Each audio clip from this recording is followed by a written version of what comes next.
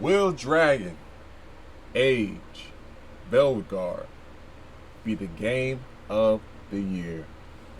What's good, YouTube, man? It's your boy Cole here, back with another banger for y'all boys, man. Hey, today we're gonna be talking about, is this the game of the year, man? I've been having people have been saying it's gonna be Black Myth Wukong, but we still got some hitters, man. We got some heavy hitters coming out still this month, and October is stacked, bro.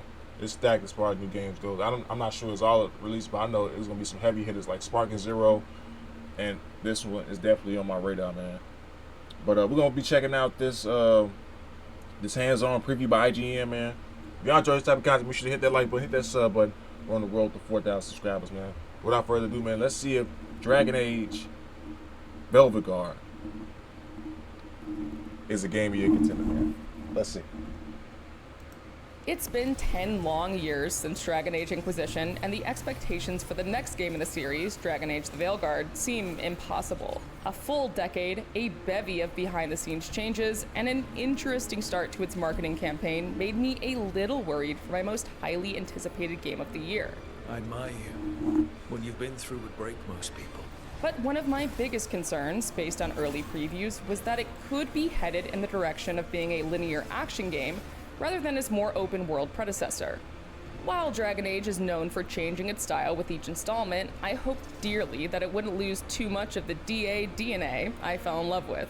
After hours... I did play a little bit of Inquisition, granted I didn't finish it, but I enjoyed my experience on there, and I can see it leaning towards that linear experience because people don't want to play 100-hour, you know what I'm saying, open world game. Like, if it's like a level-based like game, I can't think of one off the top of my head, but you know what I mean. Like, it's like based off stages. You know, it's so many games that do that, but I'd rather just have like certain level design. You know what I'm saying? If we go straight beyond the forbidden path and we find the chest or something, that's cool. You know what I'm saying? It doesn't have to be a massive overworld. You know what I'm saying? Experience, and I'm down with that. I'm for it, man. I'm for it. Hours of hands-on time spread across 2 days, I'm pleased to say that I walked away with excitement and curiosity, but mostly relief to wave many of those concerns goodbye.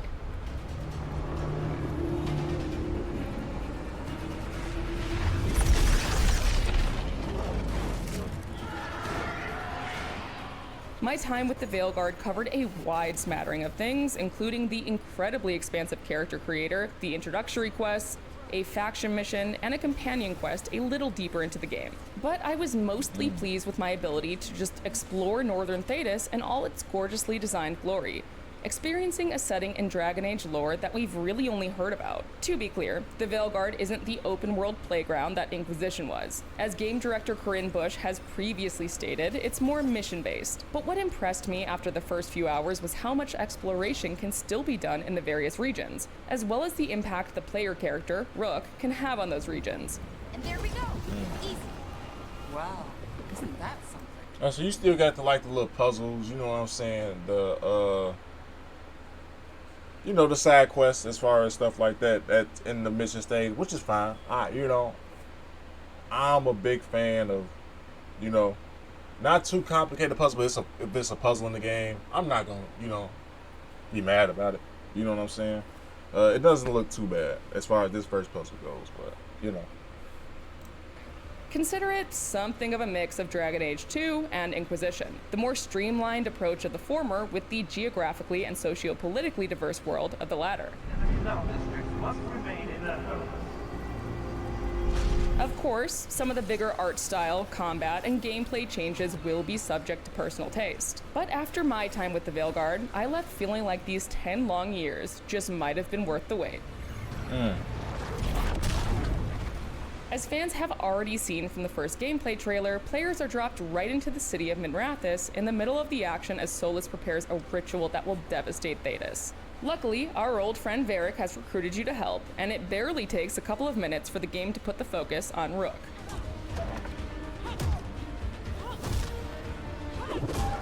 After a surprisingly concise story recap from Varric, there are a number of aspects the Veilguard starts easing you into. I think it still has character customization as far as it goes, which I am a big, huge fan of in games. Like, let me customize my character, dog. Let me sauce them up a little bit. But yeah, man, it's looking good so far. I'm not gonna lie, it's looking good. For one, the combat. Gone are the days of Dragon Age Origins' more CRPG-inspired tactical system, offering a style that's a mix of quick action and a mechanic where you can pause and pull up your radial menu. While this absolutely... Okay. So it's kind of a mixture of like Batman Arkham, and then probably like a Mass Effect with the able to pause in the middle of combat, or a Final Fantasy 15. That might be fire, bro. I'm not gonna lie. I am not gonna lie, bro. does take some getting used to, and it'll be a gradual process to create what could be a highly customized build while learning all your companions' different abilities. It didn't take me long to actually start having fun with it. I largely played mage and rogue builds during my hands-on time, and also quickly started to lean on certain companions' abilities. For one, the mage healing ability was essential. For one particularly difficult remnant, I basically established a pattern where I was only using Balara's mana to heal me, dodging and playing it safe when it got too risky. Nev's ability to slow time was also one I kept returning. That Archer class is fire, bro. I ain't gonna hold you, bro. Look how he moving, gang. I played Archer in what was that game? Just came out last year. Dragon. Oh gosh. Dragon. When I think of it, bro, I'm gonna put it in I'm probably do like a pop-up or something. Too, offering a bit more control on the battlefield when the situation got a little too fast-paced. And for you glass cannon builds out there, you'll want to have a warrior around to taunt your enemies out of your way. No problem. Like a... I always been like a warrior type of guy. You know what I'm saying? I like the hack and slash. You know what I'm saying? Get my skills off. But man, this game might make me experiment with some stuff. Cause all these different like moves and combos, stuff like that, man, it's gonna be interesting. You're not gonna want to lean on one class on this game. I'm telling you right now. The way this is set up, bro, you're gonna have to use like whole mixture of things. Whole lot in the Veilguard, combat revolves around your companions, even though you can't fully take control of them like in previous Dragon Age games. Different companions have different combo options together, and there are certainly opportunities to build team synergy. Oh, and you'll want to listen to your companions in combat too, as they'll occasionally drop some useful hints. But combat aside, your dialogue choices, your rook's background, and the frequent decisions you make are immediately important, which shouldn't be too surprising for fans of BioWare games. The dialogue wheel is back, of course, as is the approval-disapproval system. We haven't got a lot of time. Varric said you had a lead on Solus? You get right to the point.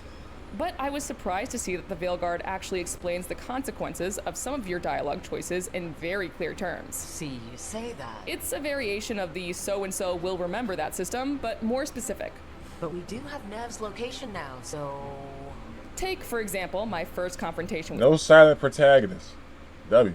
Solus, aka Fen'Harel, aka the Dreadwolf. I chose a more sarcastic, humorous approach with him, and at the end of our confrontation, text on the side of the screen informed me that I have traded verbal jabs with Solus. This is your responsibility now.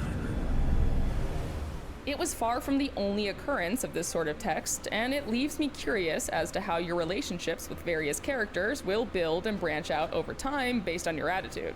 Speaking of consequences, it quickly became clear to me that there would consistently be tons of choices in the Veilguard that'll have lasting results. It probably sounds like I'm stating the obvious here, but I got the sense that even more of these kinds of choices might be peppered throughout than the usual BioWare game. Right at the beginning, for instance, I made a choice that led to Harding getting injured, and she was still bruised up for the remainder of the next couple hours. I felt like a real jerk about it, and that was probably the point. Dragon Age the Veilguard seemed to be telling me, right from the start, that I'm going to feel like a jerk a lot. But man, having that control over your story, bro, that's so fire to me. I always love games like that, bro. and then you be able to like see it and reflect on your choice in the game. That's so fire, game. Like I'm talking to the people that actually enjoy games, not just play like 2K Madden, and you know what I'm saying. I'm in COD. I've been guilty of, you know what I'm saying, accusing, you know, like ain't no games to play, ain't no games to play. That's because we only play yearly fucking releases, and there's a whole bunch of masterpieces out just like this. So to all my, you know, 2K, Madden, COD players, there's other games out here. And once you get tired of them, man, it's a whole different avenue of games to play, dog. Let's expand our horizons. Let's branch out. You know what I'm saying? Don't be afraid to take a risk. You know what I'm saying? Do your research on the game before you decide to buy it. Branch out and play other games, man. That's what you got a PS5 for, and the Xbox Series X for, or a PC. I'm not talking to you PS4 niggas. Let that shit go. Let it go. Let it die. Let it die. You don't slow down for much, do you? Without spoiling too much, you'll also be able to see some of your progression and choices in the environment around you as well. But once introductions were out of the way, it was time to explore the wide world of Thetis and see its past and present collide. Shall we? Let's do this.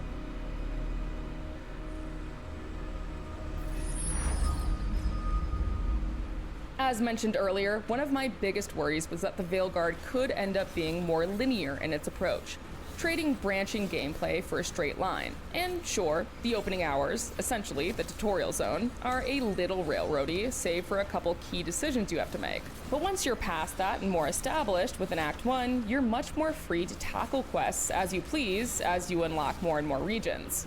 You do this via the Crossroads. For those of you who aren't brushed up on your Dragon Age lore, that's a nexus between the waking world of Thetis and the metaphysical realm of the Fade, through which the ancient elves would travel through magical mirrors called Alluvians. You now use the Alluvians for that same purpose, and to unlock new regions, you have to fight through certain areas of the Crossroads before you can start fast traveling to them. Unlocking said regions opens up a vast network of areas, and not unlike past Dragon Age games, they're dramatically different from one another. As the gods' champion passed freely, so will you. Take, for example, the Arlethan Forest, a gorgeous, colorful region that mixes greenery with elven magic. You can see nugs burrow into the grass, magical artifacts abound, and there's a vast array of nature to simply admire. You're hit with a massive tone shift, however, when you head to Haussburg. Lavendel Village. Whatever happened here looks like Demeter's Crossing. Currently under siege by the Blight, here is where you'll see some of the more horror-inspired aesthetics, and frankly, just some of the grosser aspects of the Blight. While the Veilguard's tone certainly leans more high fantasy in places like the Crossroads, don't worry. Those who miss the gore and dark fantasy of Origins will find that too in places where the Blight has spread. But I couldn't help but spend a lot I can of always my... appreciate an area in RPG, you know what I'm saying, that has like harder enemies. You get more rewards and more XP by defeating enemies and stuff like that. I can appreciate that. It's like I guess this is like a little mini, you know, like dungeon area. Kind of like, what's that room in Persona 3? Man, it's not in Tartarus. It's in a whole. It's like all gold around. Oh my god. That. I'm just. Y'all know what I'm talking about. For those who play Persona 3, y'all know exactly what I'm talking about. The area where it's harder enemies, but you get more XP, more better rewards and stuff like that. Y'all know exactly what I'm talking about. I'm gonna think of it when I get off done with this recording. I'm gonna be pissed. It's gonna come right to me. time just running around in Treviso, the bustling city that's home to the Antivan Crows faction. For one thing, a lively city feels like a novelty in Dragon Age, but there was simply so much to explore that I kept getting sidetracked. A merchant with unique items here, a new quest to pick up over there, and a random combat encounter over there. And that's just when I wasn't looking around for a cat or dog to pet, because yes, you can pet the cats and dogs. Outside of the cats and dogs, there are some unique ways to interact with the environment as well. Each companion has an environmental ability, some of which Monad. Thank you. Oh, I had to look that up. It was gonna kill me. Monad.